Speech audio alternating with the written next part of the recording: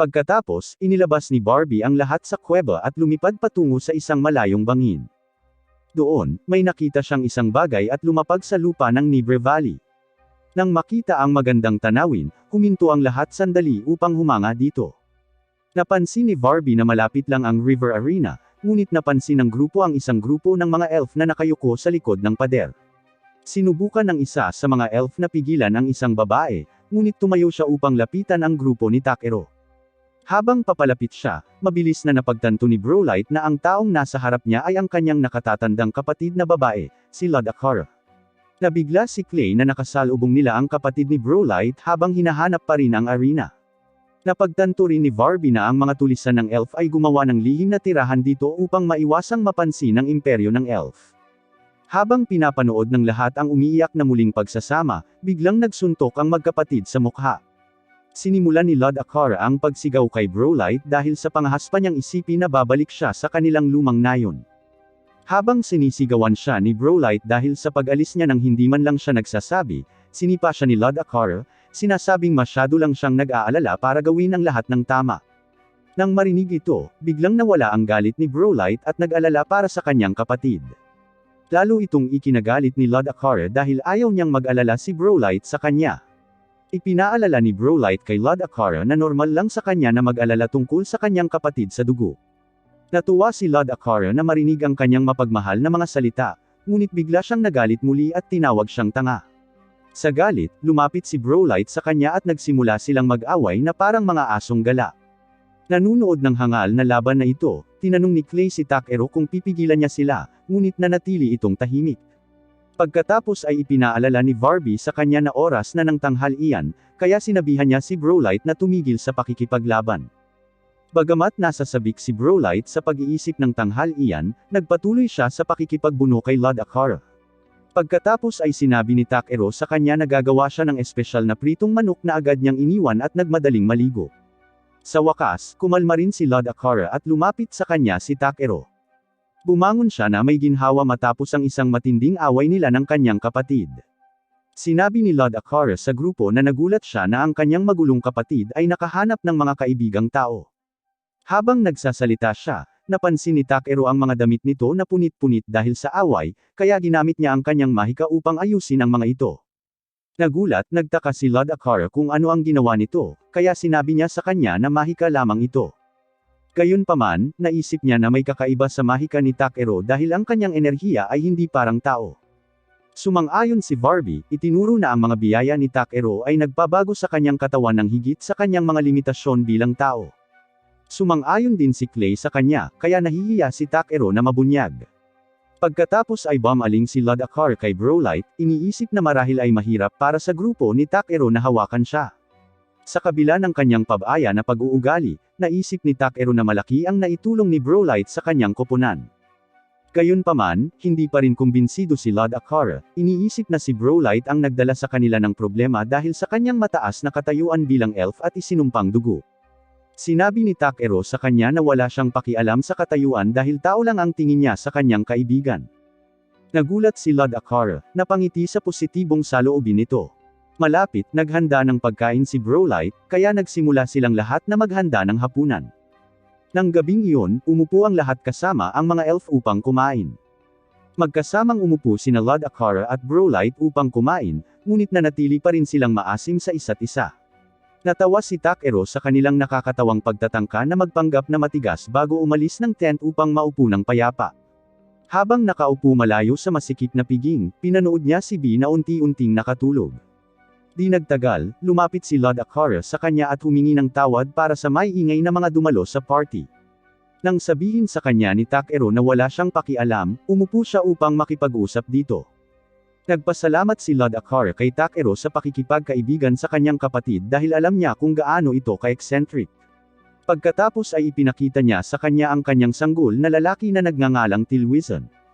Nahirapan si Takero na sabihin ang pangalan ng sanggol, kaya sinabihan siya ni Lord Akara na tawagin na lang siyang Tilwi. Ipinaliwanag niya na hindi siya babalik sa kanyang tinubuang bayan dahil sa kanyang minamahal na anak. Ibinahagi ni Lord Akara na ilang taon na ang nakalilipas, dati siyang may gusto kay Brolight. Noon, araw-araw siyang kinakausap ni Brolight habang nakakulong siya sa silid ng kanyang pari. Dahil palaging kinukwento sa kanya ng batang si Brolite ang tungkol sa labas ng mundo, nagsimulang masiyahan si Lord Aquarius sa kanyang piling.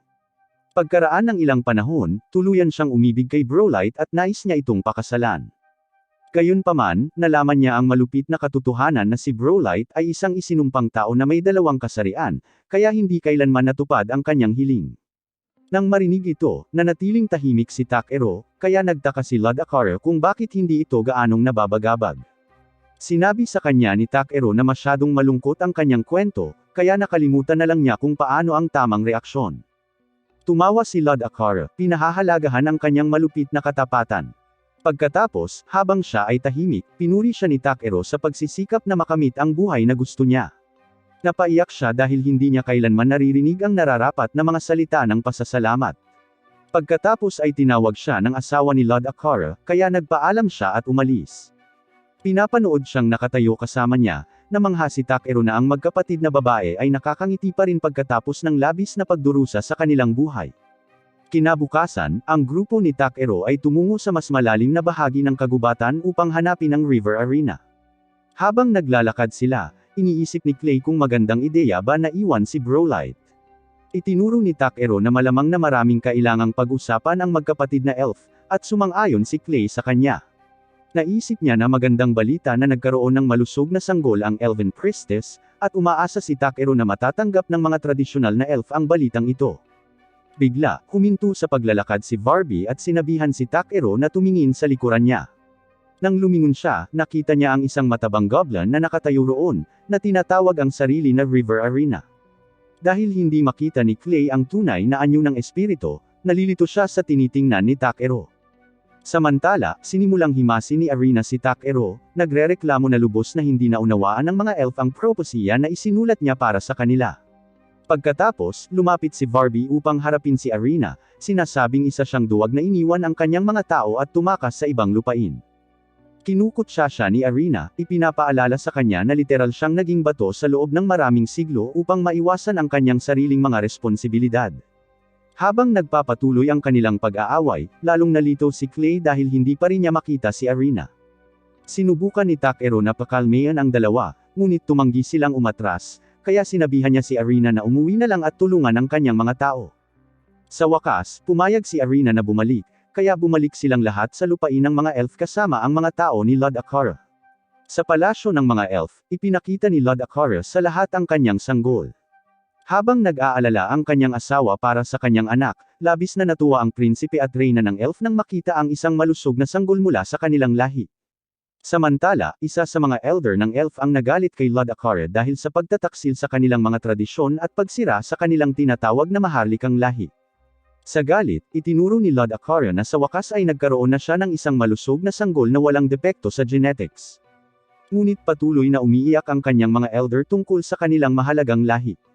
Kinampihan din ni Brolite ang kanyang kapatid habang tinawag ni Barbie si Arena upang tulungan ang mga elf na lutasin ang kanilang problema. Pagkatapos ay naghagis siya ng isang spell sa gitna ng bulwagan na ikinagulat ng lahat. Di nagtagal, lumitaw si Arena mula sa usok at sinimulang pag-alitan ang mga hangal na matatandang elf. Tinanong niya ang mga elf kung bakit nila na mali ang pagkaunawa sa kanyang payo at natigil sa nakaraan.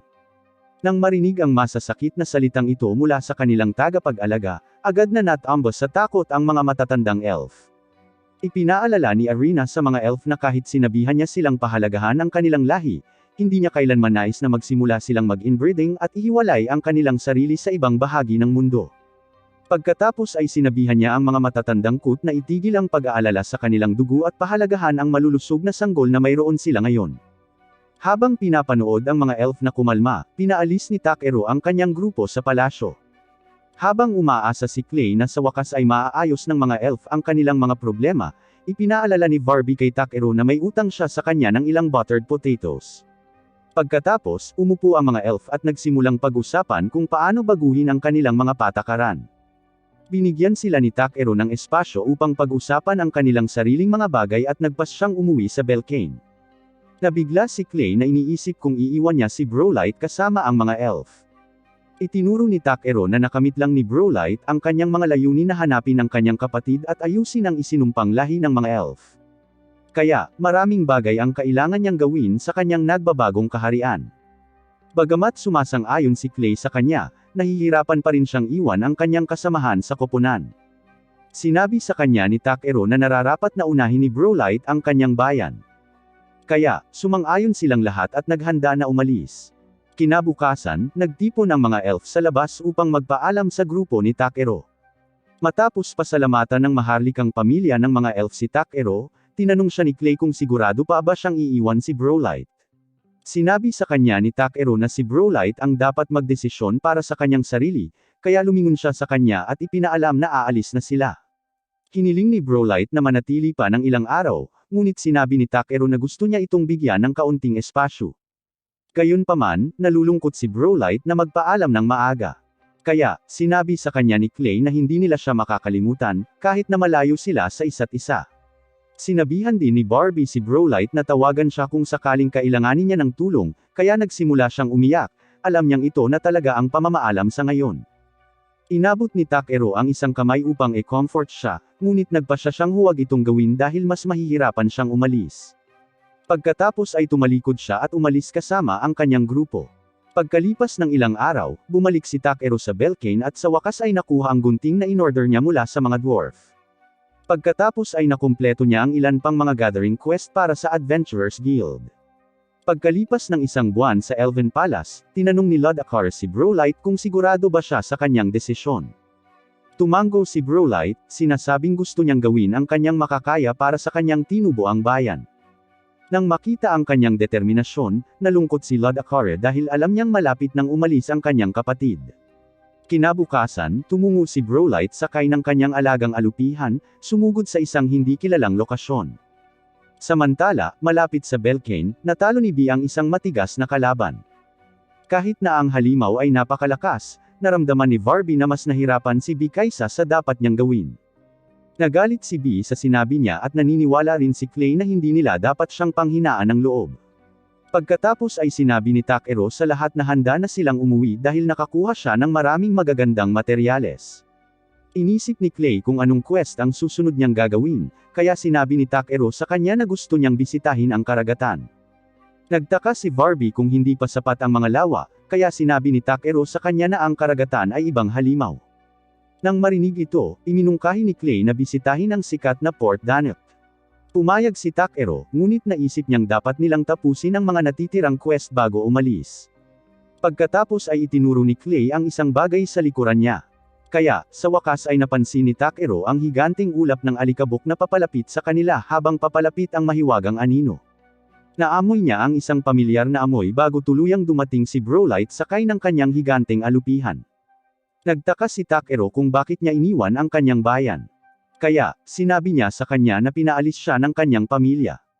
Ipinaliwanag niya na gusto ng mga elf na galugarin niya ang mundo dahil alam nila kung gaano niya kamahal ang pakikipagsapalaran. Habang nagulat si Takero, pinanood ng Space Manager ang eksena mula sa isang bolang kristal, iniisip niya kung ano pa ang magagawa ni Takero sa mundo. Tuwang-tuwa siyang makitang binago niya ang pag-iisip ng mga istriktong elf. Samantala, nakakaramdam pa rin ng pagkailang si Takero, kaya ipinaalala sa kanya ni Barbie na si Brolite ang kanilang opisyal na kasamahan sa koponan. Tumawa si Clay at sinabi kay Brolite na malapit na silang pumunta sa dagat. Umiti siya, nasa sabik na makita mismo ang dagat. Habang pinapanood ang kanyang koponan, naisip ni Takero ang lahat ng mga nakakabaliw na pakikipagsapalaran na kanyang pinagdaanan. Kahit alam niyang may mas nakakabaliw pang mga bagay na naghihintay sa hinaharap, handa na siyang harapin ang lahat kasama ang kanyang mga mahal na kaibigan. Sa pag-iisip tungkol sa positibong epekto niya sa buhay ng lahat, naisip ni Takero na tunay na sulit ang buhay niya. Sa huli, inanunsyo ni Takero na patungo na sila sa karagatan, at sumang-ayon ang lahat na sumunod sa kanya bago sila umalis. Gayunpaman, pinaalalahanan niya si Brolite na paalisin ang mabahong alupihan nito, dahilan para tumawa ito at tumango bago sila magpatuloy sa kanilang susunod na pakikipagsapalaran. Diyan nagtatapos ang episode 12. Mag-like at mag-subscribe para hindi makaligtaan ang higit pang videos tulad nito. Salamat sa panunood.